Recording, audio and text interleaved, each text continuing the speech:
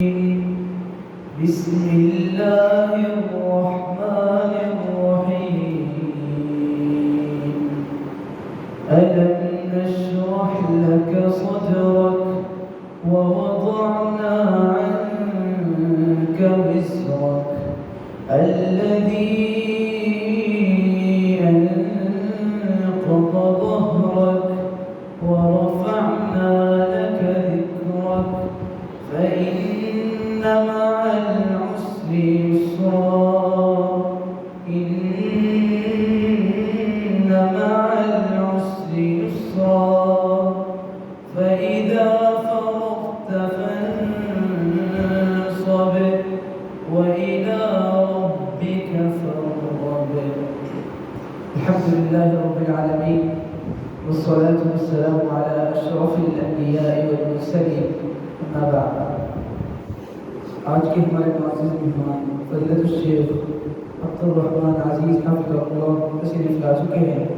ہم ان سے ملتمس ہوں کہ وہ آئیں اور ہمیں نصیحتیں فرمائیں. فضیلت الشیخ عبدالرحمن عزیز حفظہ اللہ.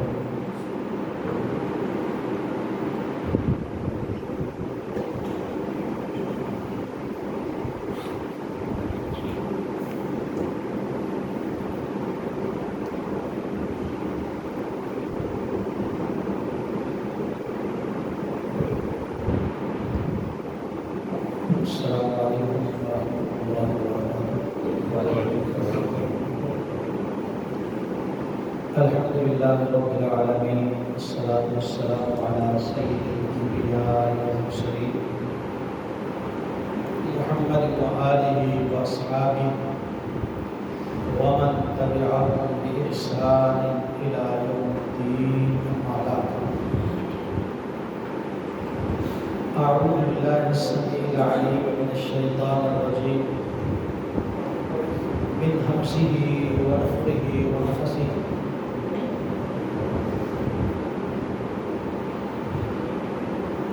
ولو ان اہل القری آمنوا واتقوا لفتحنا علیہم برکات من السماء والارض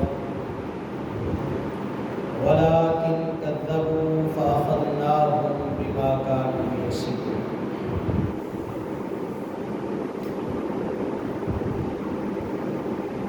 آج جو میرے سامنے موضوع لگایا گیا ہے وہ ہے کہ حالات حاضرہ میں موجودہ دور میں ہمارے لیے اسلام کی کون سی تعلیمات ہیں.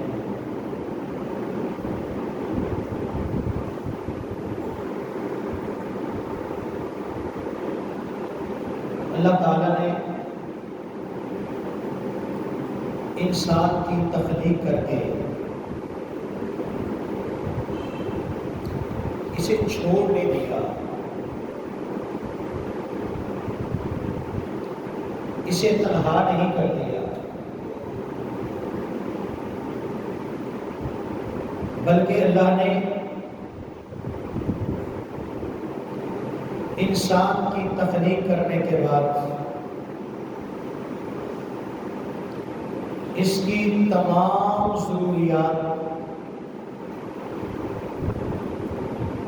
خواہ وہ جسمانی ہوں یا روحانی ہوں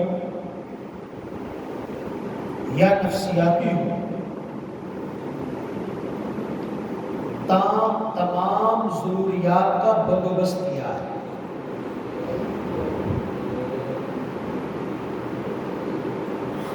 بس یہ ہے کہ انسان اس مالک کے ساتھ جڑ کے رہے.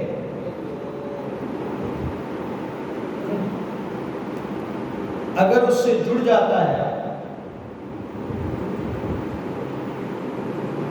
تو سوال ہی نہیں پیدا ہوتا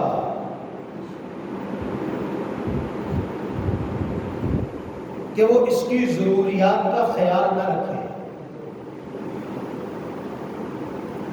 اللہ تو وہ ہے جو اپنے دشمنوں کی ضروریات بھی پوری کر رہا ہے۔ اللہ تو وہ ہے جو اللہ کو نہ ماننے والوں کی ضرورتیں بھی پوری کر رہا ہے۔ آپ تو پھر اللہ کو ماننے والے ہو، آپ پریشان کیوں؟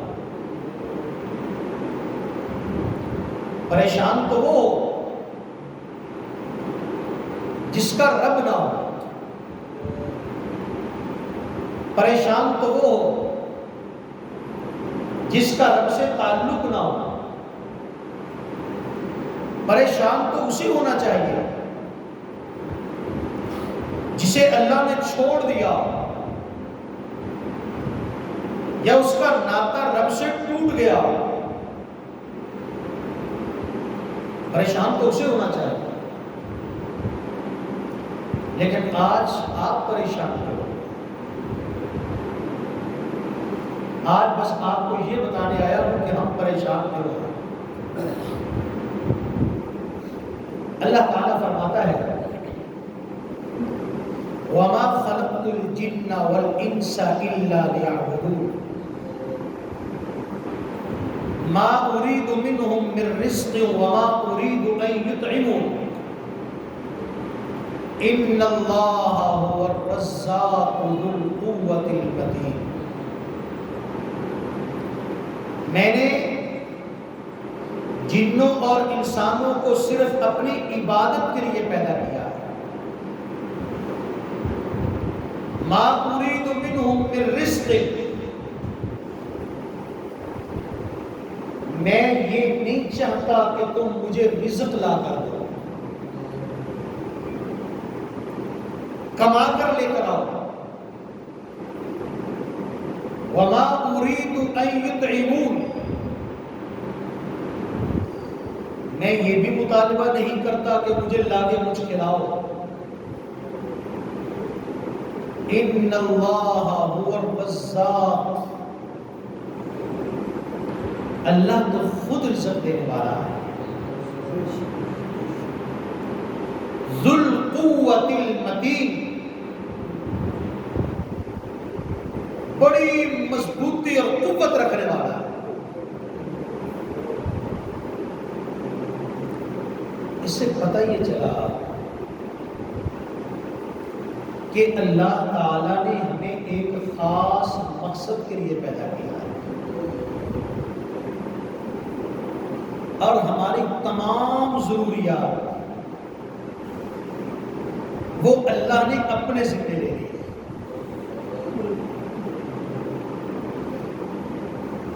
جس طرح ہم کہیں نہ کہیں کام کرتے ہیں نا، کہیں سے تنخواہ وصول کرتے ہیں، ہم کتنے مطمئن ہوتے ہیں کہ میں مالک کا کام کر رہا ہوں، مہینے کے بعد وہ مجھے تنخواہ دے گا۔ مالک اچھا ہو تو ملازم پریشان ہوتا ہے، سچ بتا۔ مالک اچھا ہو تو مزدور پریشان ہوتا ہے، پھر آپ پریشان کرو۔ اللہ نے آپ کو ایک کام کے لیے پیدا کیا ہے۔ دنیا کا مالک تو شام کو تنخواہ دیتا ہے یا مہینے کے بعد دیتا ہے، دیہاتوں میں 6 مہینے کے بعد ملتی ہے، اور اللہ تو وہ ہے جو ہر سانس پر آپ کی تربیت کر رہا ہے۔ قرآن کی پہلی آیت کون سی ہے؟ الحمدللہ رب العالمین۔ پہلا پیغام ہی یہ آپ کے لیے کہ جس سے تمہارا تعلق ہے وہ پورے عالمین کا رب ہے، اور رب کا معنی ہوتا ہے پالنے والا۔ باپ زندہ ہو تو بچوں کو پریشانی ہوتی، خامد زندہ ہو تو عورت کو پریشانی، بیٹا اچھا ہو تو بوڑھے باپ کو پریشانی نہیں ہوتی، تو پھر کیا وجہ ہے کہ آج آپ کے چہروں سے خوشیاں چھن گئی ہیں؟ آپ کو تو رب العالمین سے تعلق ہے، پتہ ہی کچھ نہیں، ہم سے ایک غلطی ہوئی، غلطی یہ ہوئی کہ ہم اپنے رب بن بیٹھے۔ رب نے کہا تم عبادت کرو، روزی میرے ذمے ہے۔ ہم نے کہا نہیں، روزی میں مزدوری کر کے کماؤں گا، روزی میں دکان کھول کر لوں گا، روزی میں محنت سے لوں گا۔ اللہ کی ذمہ داری ہم نے اپنے ناتواں کندھوں پر ڈالا۔ پھر کیا ہوا؟ گاڑی میں بھی انجن ہوتا ہے، کار میں بھی انجن ہوتا ہے، ٹرک میں بھی انجن ہی ہوتا ہے، لیکن ٹرک کار کی طرح بھاگ نہیں سکتا، کار ٹرک والا بوجھ نہیں اٹھا سکتا۔ ہم تو عبادت کے لیے پیدا کیے گئے، 5 وقت سجدہ کرنے کے لیے پیدا کیے گئے، ہم تو جھکنے کے لیے پیدا کیے گئے تھے، ہم اکڑ کے کھڑے ہو گئے۔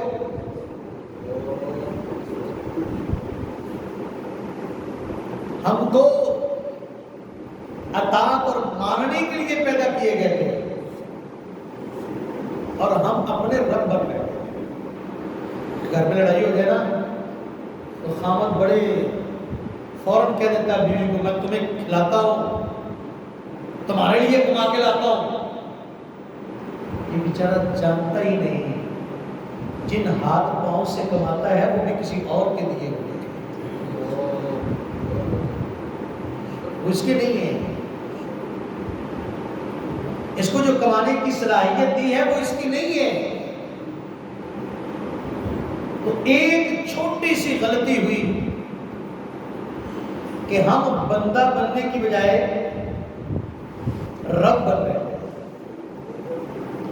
جو اپنی ذمہ داری تھی اس کو چھوڑ کر رب کی ذمہ داری ادا کرنے لگے۔ نتیجہ کیا ہوا؟ نہ رب کی ادا کر سکے، نہ اپنی ذمہ داری کے لیے ٹائم نہ۔ اب کہتے ہیں بھائی نماز پڑھو تو موسم ٹائم نہیں لگتا۔ بھائی کیوں ٹائم نہیں لگتا؟ اس لیے ٹائم نہیں لگتا کہ تو نے اور کی ذمہ داری سنبھالی۔ اب اس ذمہ داری کے لیے بیچارہ دن بھی کام کرتا ہے، رات بھی کام کرتا ہے، مشکل سے مشکل کام کرتا ہے، بڑھاپا آ گیا، بیماریاں آ گئی، پریشانیاں آ گئی، سکون چھن گیا، رات کو سوتا ہے تو تب بھی کاروبار کے خواب دیکھتا ہے، کیونکہ یہ اس بیچارے کا کام ہی نہیں تھا۔ یہ کام اللہ کا تھا، اور اللہ وہ ہے جو ایک وہیل مچھلی جو ایک دن میں 3 ٹن خوراک کھاتی ہے، اس کے باوجود پریشان نہیں ہوتی، کہیں نوکری،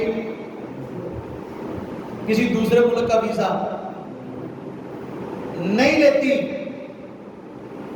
اور ہماری حالت کھانے کی یہ ہے کہ ہم پورا گھر مل کے ایک بکری جتنا نہیں کھا سکتے، اور پریشان، پورے زمانے کی پریشانی اپنے کندھوں پر لے لی۔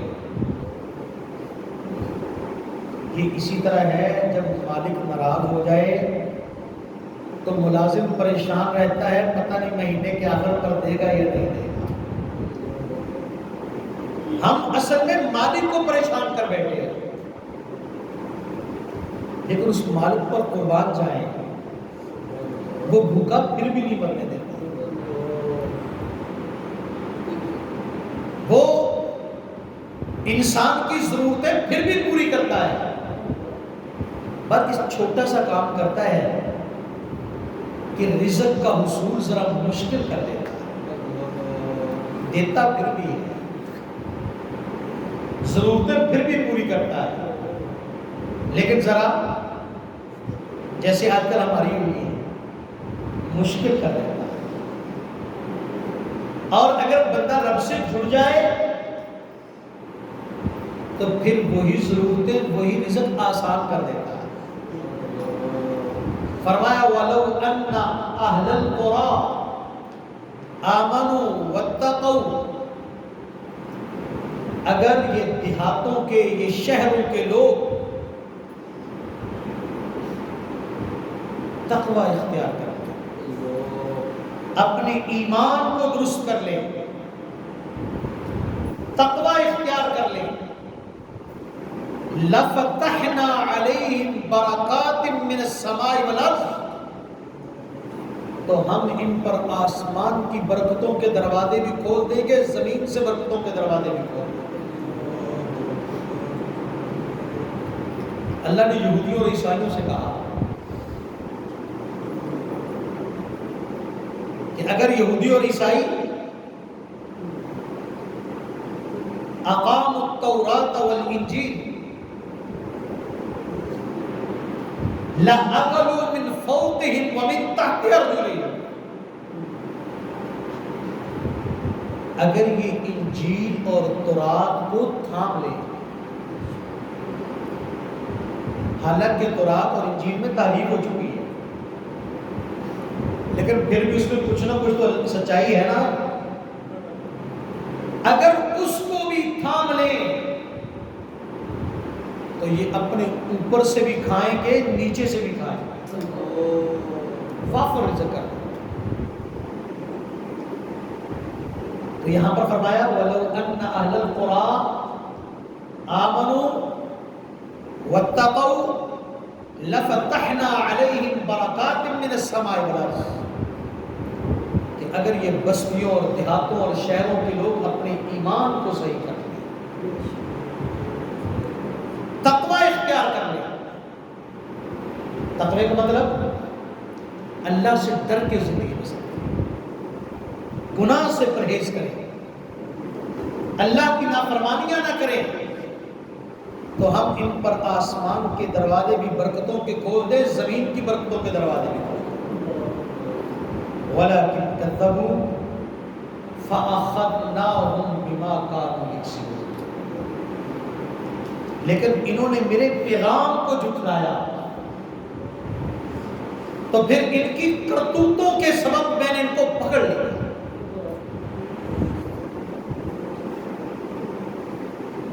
آج ذرا ہم دیکھیں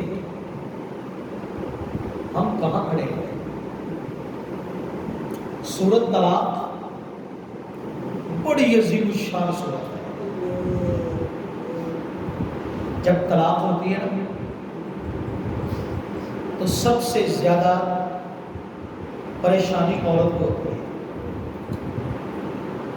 کہ اس سے گھر چھین لیا جاتا ہے، بچے چھین لیے جاتے ہیں، سہارا ختم ہو جاتا ہے، کمانے والا کوئی نہیں رہتا، تحفظ کرنے والا کوئی نہیں رہتا۔ ایسے وقت میں جب عورت بے سہارا ہو جاتی ہے اور زمانے کی کمزور ترین مخلوق عورت ہے، جب وہ مزید بے سہارا ہوتی ہے تو رب سے کہتا ہے میری بندی وَمَن يَتَّقِ اللَّهَ يَجْعَل لَّهُ مَخْرَجًا، کہ جو بھی تقوی اختیار کرتا ہے، جس پریشانیوں میں تو گھری ہوئی ہے، جس مسائل کا شکار ہے، جس مصیبتوں میں پڑی ہے، اگر تو تقوی اختیار کر لے اللہ ان پریشانیوں سے نکلنے کا تمہیں راستہ دے دے گا۔ سورۃ طلاق کو پڑھو صحیح، ایسے لگتا ہے جیسے اللہ اپنی بندی سے ڈائریکٹ بات کر رہا ہو۔ وَيَرْزُقْهُ مِنْ حَيْثُ لَا يَحْتَسِبُ، پریشان نہ ہو کہ تیرا کمانے والا کوئی نہیں، تیرا تحفظ کرنے والا کوئی نہیں، تیرے پاس چھت نہیں ہے۔ وَيَرْزُقُهُ مِنْ حَيْثُ لَا يَحْتَسِبُ، ایسی جگہ سے اللہ رزق دے گا کہ تم نے سوچا بھی نہیں۔ وَمَن يَتَوَكَّلْ عَلَى اللَّهِ فَهُوَ حَسْبُهُ، اگر اللہ پر توکل کر لو، جو اللہ پر توکل کر لے گا اللہ ہر معاملے میں اسے کافی ہو جائے گا۔ اور نبی صلی اللہ علیہ وسلم نے کیا بتایا؟ فرمایا اگر تم صحیح توکل کر لو، اگر تم صحیح توکل کر لو تو اللہ تمہیں بھی اسی طرح کھلائے گا جس طرح پرندوں کو رزق دیتا ہے۔ کہیں محنت مزدوری کرتے ہیں اپنے، کسی کی منت سماعت کرتے ہو، کسی کے دروازے پر جا کر بھیک مانگتے ہو، اللہ کہتے ہیں، میں نے مثال بنی ہے، کسی نے چونٹی سے پوچھا کہ تم سال میں کتنا کھاتی ہو؟ اس نے بتایا اتنا کھاتی ہوں۔ اس نے اسے ڈبے پہ بند کیا اور اتنی خوراک رکھ دی۔ سال کے بعد دیکھا اس نے آدھی کھائی، کہا تم نے تو کہا تھا اتنا کھاتی ہوں، یہ تم نے آدھی کھائی۔ کہا پہلے آزاد تھی، رب کے بھروسے پر تھی، اب تیری قید ہے۔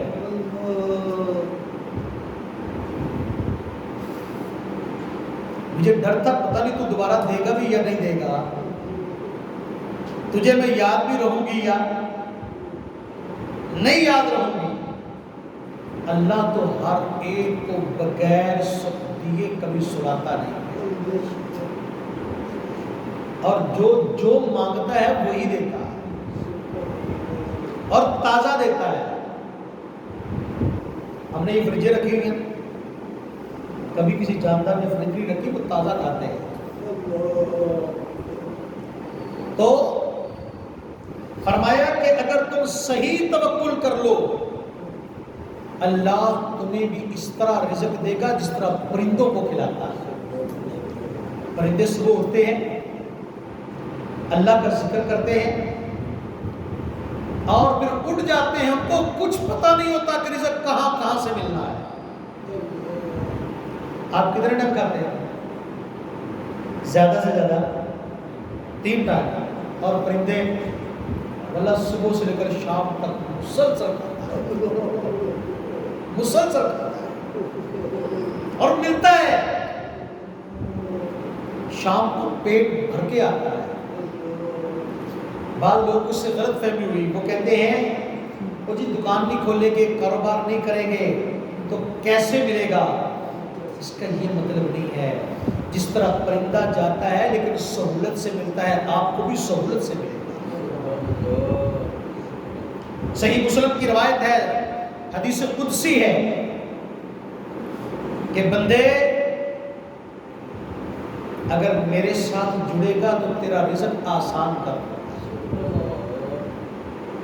اور مجھ سے کٹے گا تو تیرے ہاتھوں کو کام سے بھر دوں۔ آج ہمارے ہاتھ کام سے بھرے ہوئے ہیں، دن بھی کام کی سوچ، شام کو بھی کام کی سوچ، ہر وقت بھاگ دوڑ لگی، ہر بندہ بھاگ رہا ہے اس کے لیے، رزق کے لیے۔ پھر بھی تھوڑا سا پیٹرول مہنگا ہوتا ہے تو چیزنے لگ جاتا ہے، بھاگ رہا ہے، اکٹھا کر رہا ہے، جمع کر رہا ہے۔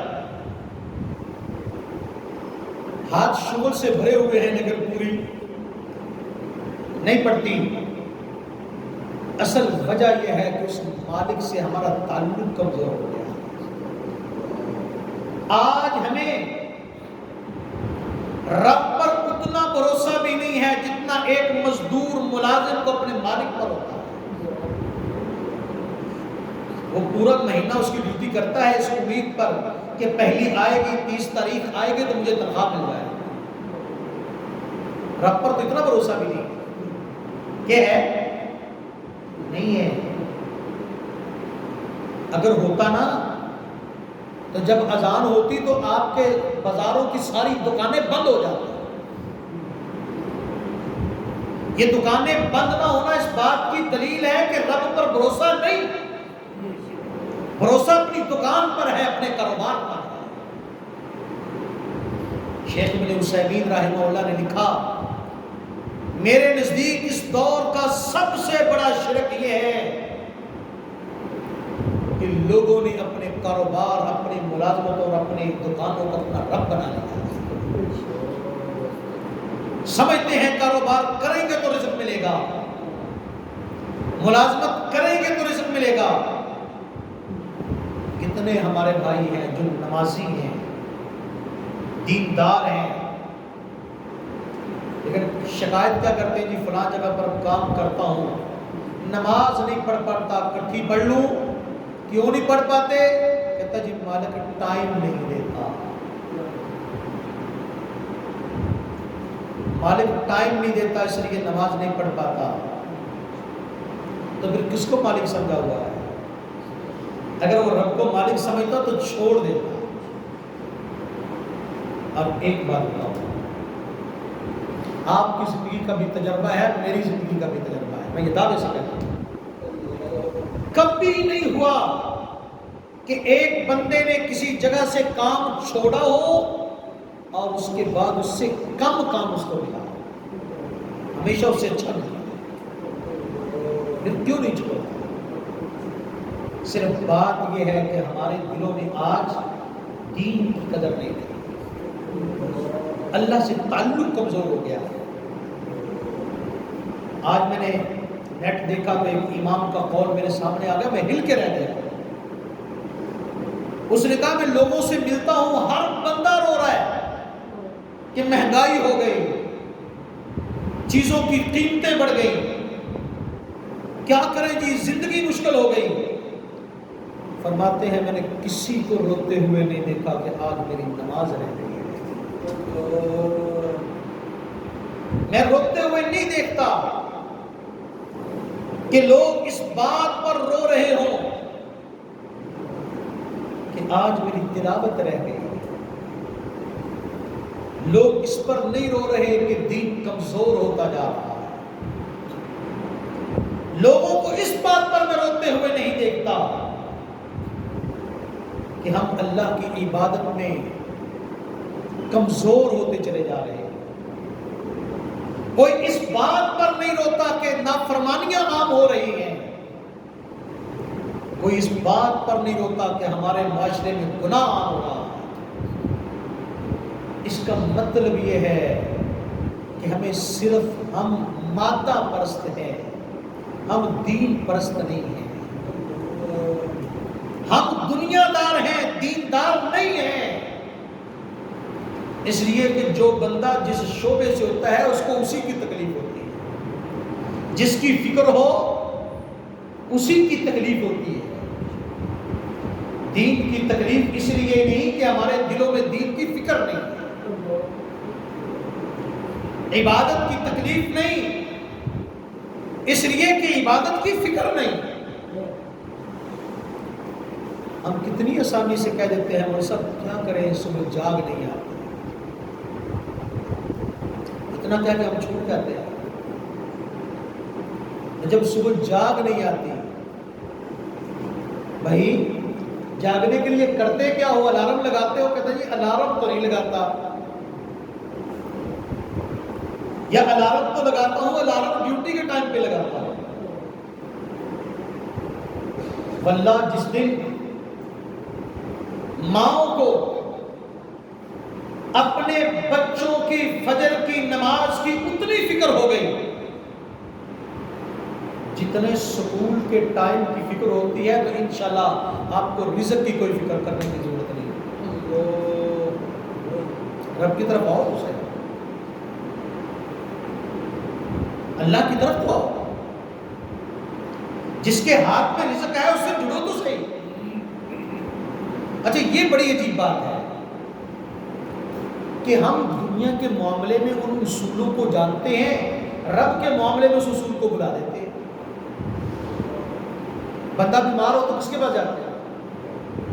ڈاکٹر کے پاس۔ مکان بنانا ہو مستری کے پاس، کپڑے سلائی کرنے ہو درزی کے پاس جوتا سلائی کرنا ہوتا تو رزق لینا ہوتا، پھر رب کے پاس نہیں جانا چاہیے؟ یہ سب جانتے ہیں، لیکن جب رزق کی بات آتی ہے تو کہتا ہے نہیں، ملازمت کروں گا تو رزق ملے گا۔ اور ساتھ کیا کہتا ہے؟ نہیں جی رازق تو اللہ ہی ہے۔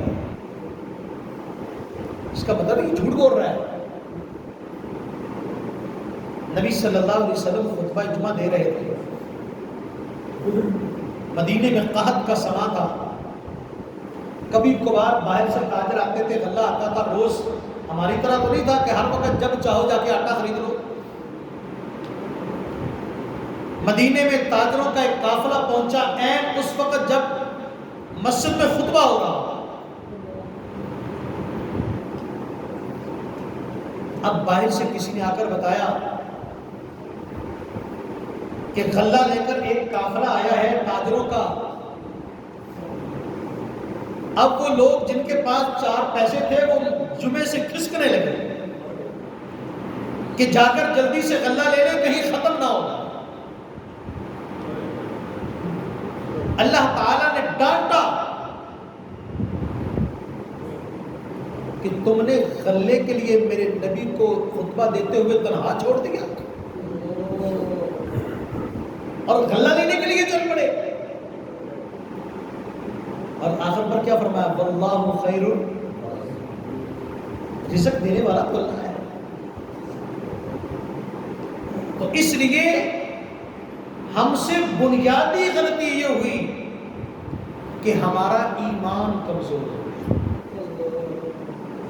ایمان کمزور ہوا تو ہم نے عبادت چھوڑ کر رزق کی فکر میں پڑ گئے، اور رزق ہمارے بس میں تھا نہیں، اس لیے نہ ادھر کے رہے نہ ادھر کے رہے، نہ رزق مل سکا نہ عبادت کے لیے ٹائم بچا۔ تو اس لیے سب سے پہلے ہمیں اپنی اس بنیادی غلطی کی اصلاح کرنا چاہیے۔ دوسری بات کہ کبھی تنہائی میں بیٹھیں اور سوچیں کہ کون سی نعمت ہے جو آپ کے پاس ہے، کون سی، اور اگر سمجھ نہ آئے تو ذرا سوچ لینا کہ ہمارے والدین اپنے دور میں کیسی زندگی بسر کرتے ہیں اور آج ہم کیسی زندگی بسر کرتے ہیں۔ ایک شیخ میرے پاس بیٹھ کے پاکستان کے حالات پر بڑے گرم سرد باتیں کر رہے تھے، تو میں نے کہا حضرت آپ کا گاؤں کون سا ہے؟ انہوں نے بتایا۔ میں نے کہا آج سے 30 سال پہلے آپ کے گاؤں میں کچے گھر کتنے تھے؟ کہتے بہت تھے۔ میں نے کہا آج کتنے ہیں؟ کہتا کوئی بھی نہیں، سب پکے ہیں۔ میں نے کہا آج سے 30 سال پہلے آپ کے گاؤں میں اتنی سائیکلیں نہیں تھی جتنی آج موٹر سائیکلیں ہیں۔ کہتا یہ بات بھی ٹھیک ہے۔ میں نے کہا آج سے 40 سال پہلے کسی کے پاس 2 سوٹوں سے 2 جوڑوں سے زیادہ، اور آج خواتین کی حالت یہ ہے کہ جب الماری کھولتی ہے تو سمجھ نہیں آتی پہنوں کون سا اور رکھوں کون سا۔ پہننے کو سوٹ نہیں ہے، رکھنے کو جگہ نہیں ہے، نہیں ایسا؟ جوتے کتنے ہیں؟ کتنے وقت کھاتے ہو؟ اصل بات رزق نہیں ہے، اصل آج ہمارا مسئلہ ناشکری ہے، رزق ہے۔ اور اللہ تعالیٰ نے فرمایا وَإِذْ تَأَذَّنَ رَبُّكُمْ لَئِن شَكَرْتُمْ لَأَزِيدَنَّكُمْ وَلَئِن كَفَرْتُمْ إِنَّ عَذَابِي لَشَدِيدٌ۔ تیرے رب نے یہ اعلان کر دیا ہے شکر کرو گے تو زیادہ، نہ شکری کرو گے تو عذاب میں مبتلا کر۔ آج ہمارا مسئلہ واللہ رزق کا نہیں، نہ شکری کا مسئلہ ہے۔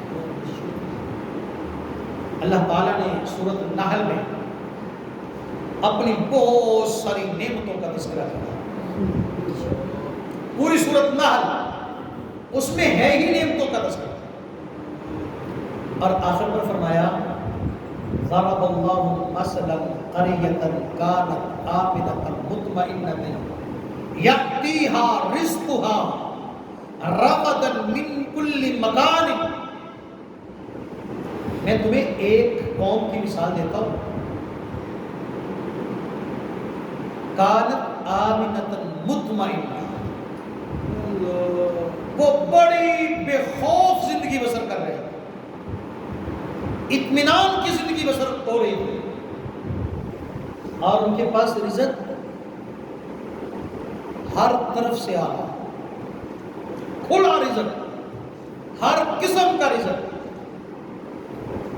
فَكَفَرَتْ بِأَنْعُمِ اللَّهِ، پھر انہوں نے اللہ کی نعمتوں کی ناشکری شروع کی، شکر کے بجائے ناشکری شروع کر دی۔ فَأَذَاقَهَا اللَّهُ لِبَاسَ الْجُوعِ وَالْخَوْفِ، اللہ نے ان کو پھر بھوک کے لباس میں داخل کر دیا اور خوف میں مبتلا کیا۔ بتائیے خوف کیوں کہا؟ جہاں خوف ہوتا ہے وہاں پر اکانومی سٹیبل نہیں، معیشت کی مضبوطی کا پہلا اصول امن ہے۔ اللہ تعالیٰ نے سورۃ سبا میں قوم سبا کا تذکرہ کیا۔ قوم سبا اپنے دور کی جدید ترین ٹیکنالوجی رکھنے والی قوم، بڑے بڑے باغات، دنیا کا پہلا ڈیم انہوں نے بنایا، اور اس ڈیم کی بنیاد پر پورا ملک انہوں نے باغات اور زراعت سے بھر دیا۔ پھر انہوں نے اللہ کی ناشکری شروع کی۔ اللہ نے کیا کیا؟ اسی ڈیم کو توڑا، اور وہ ڈیم جو ان کے باغوں کو سینچتا تھا، شاداب کرتا تھا، وہی ڈیم ان کے باغات کی تباہی کا سبب ہے۔ فرمایا وہ بڑے بڑے باغات، ان کی حالت یہ ہوئی چند بیریاں رہ گئی، چند، اور ان بیریوں پر بھی سوائے کانٹوں کے کچھ نہیں۔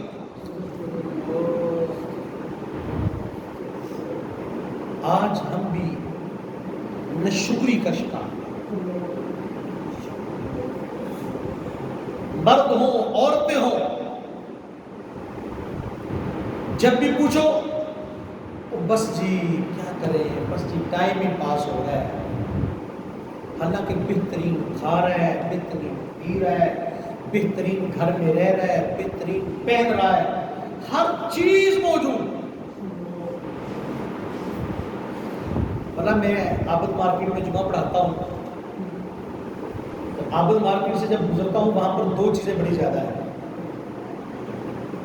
آدھی مارکیٹ میں اے سی فریج وغیرہ کی مارکیٹ ہے، اور آدھی ہوٹلنگ کی مارکیٹ۔ جب میں گزرتا ہوں تو فریجوں اور اے سیوں کی دکانوں پر بے تحاشا رش کے گزرنے کو جگہ نہیں، اور اس قوم کے پاس پیسہ بھی نہیں۔ اور دوسری طرف مسجد کی دوسری سمت چلا جاؤ کہ کسی ہوٹل میں بیٹھنے کے لیے خالی کرسی نہیں، اور قوم کے پاس پیسہ بھی نہیں۔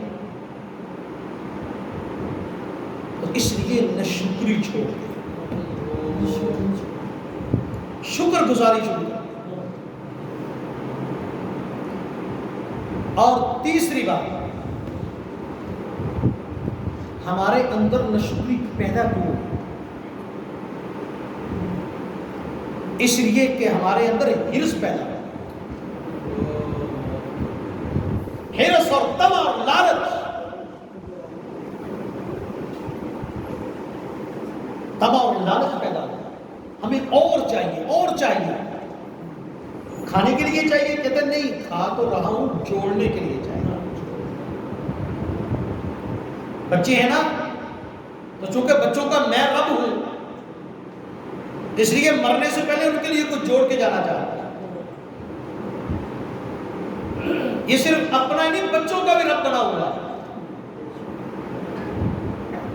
آج ہماری جو بھاگ دوڑ ہے، یہ آج کے لیے نہیں ہے، یہ کل کے لیے ہے،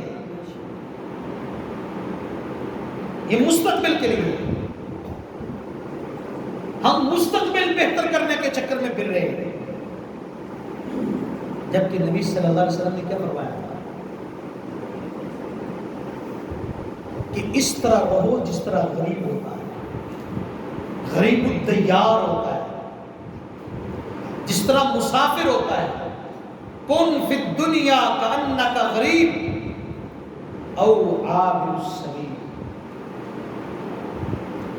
جس طرح کسی دور کے باہر کے علاقے میں مسافر رہتا ہے نا 2-4 دن، جس طرح وہ رہ لیتا ہے اسی طرح ہو، یا مسافر کی طرح. اور اس کی شرح کرتے ہوئے حضرت عبداللہ بن عمر فرماتے ہیں کہ اس کا مطلب یہ ہے کہ صبح کرو تو شام کی فکر نہ کرو، شام ہو تو صبح کی فکر چھوڑ دو. اور ہم نے تو زمانوں کی فکریں لی، تو اس لیے ہرس چھوڑ دے، لالچ چھوڑ دے. اللہ تعالیٰ نے رزق کا وعدہ لیا ہے، مال کا وعدہ نہیں لیا. اور رزق ہمیں مل رہا ہے، اور ہم مال کے چکر میں. رزق کیا ہوتا ہے؟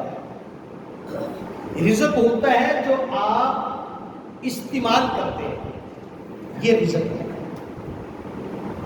جو آپ اپنی ضرورتیں پوری کر رہے ہیں، یہ رزق ہے. اور جو آپ جوڑ جوڑ کے اور گن گن کے رکھ رہے ہیں، یہ مال ہے. تو اللہ نے کس کا وعدہ کیا؟ رزق کا، اور وہ ہمیں مل رہا ہے. اور ہم کس چکر میں ہیں؟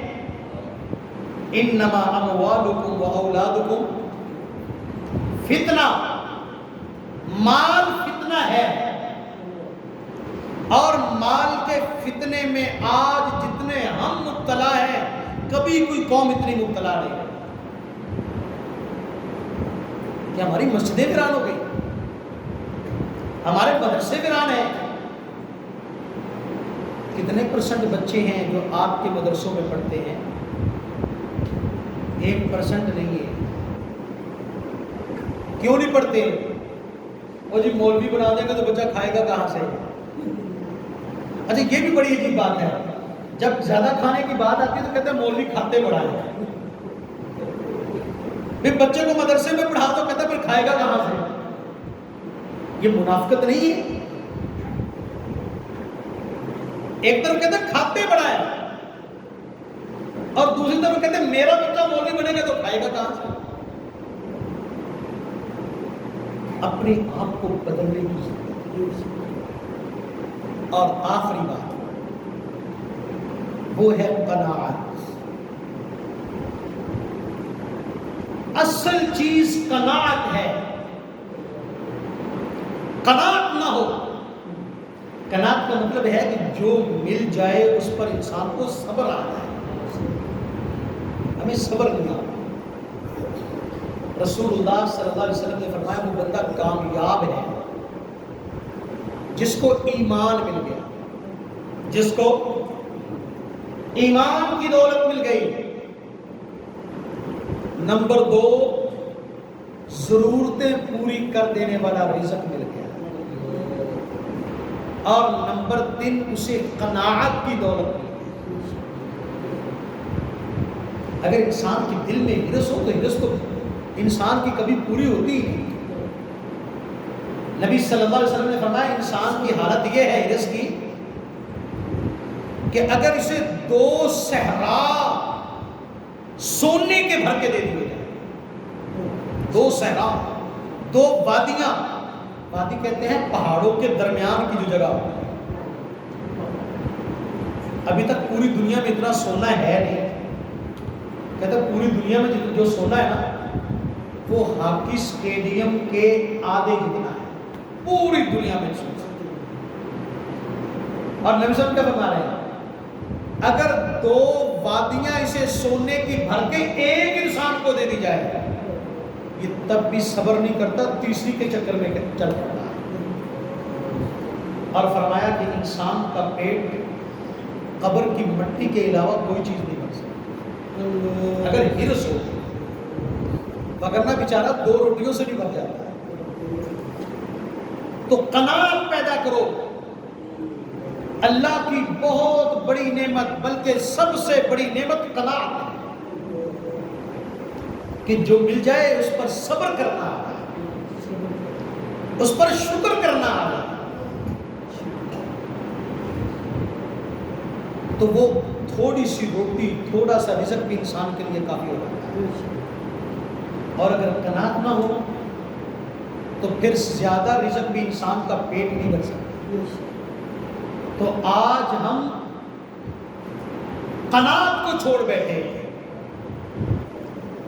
آج ہم شکر گزاری کو چھوڑ بیٹھے، آج ہمیں ہرس نے پریشان کر دیا۔ مجھے بھی ایک واقعہ یاد آیا، چلو آپ کو سنا دیتا ہوں۔ ایک بہت بڑا پروفیسر تھا، وہ بعد میں مسلمان ہوا، ہندوستان میں آیا، پاکستان کی تحریک میں حصہ لیا، اور پاکستان کا پہلا پاسپورٹ اس کو ایشو کیا گیا، جس کا نام تھا علامہ محمد اسد۔ یہودی تھا، جرمنی کا رہنے والا تھا۔ کہتا ہے کہ میں ایک یونیورسٹی میں کو 35 سال پڑھاتا تھا، گھر دوسرے شہر میں تھا، یونیورسٹی دوسرے الگ شہر میں تھی۔ تو روز کی میری روٹین تھی کہ میں ٹرین سے جاتا تھا، ٹرین سے واپس آتا۔ ایک بات اچانک میرے ذہن میں آئی کہ میں ٹرین میں جاتا ہوں، روز نئے لوگ ہوتے ہیں، تو میں کسی بندے کو خوشحال نہیں دیکھتا، مسکراتا نہیں دیکھتا، ہر بندہ پریشان دکھائی دیتا ہے۔ ہاں کبھی باہم باتیں کر کے لوگ ہنس بھی پڑتے ہیں، لیکن فوراً چند سیکنڈ کے بعد اس کا چہرہ پھر ویسے سپاٹ ہو جاتا ہے، ہنسی خوشی ختم ہو جاتی ہے۔ تو میرے ذہن نے کہا کہ دنیا میں کوئی ایسی چیز ہے جس نے انسان کا چین، اطمینان اور خوشیاں چھین لی، اور وہ چیزیں مختلف نہیں ہیں۔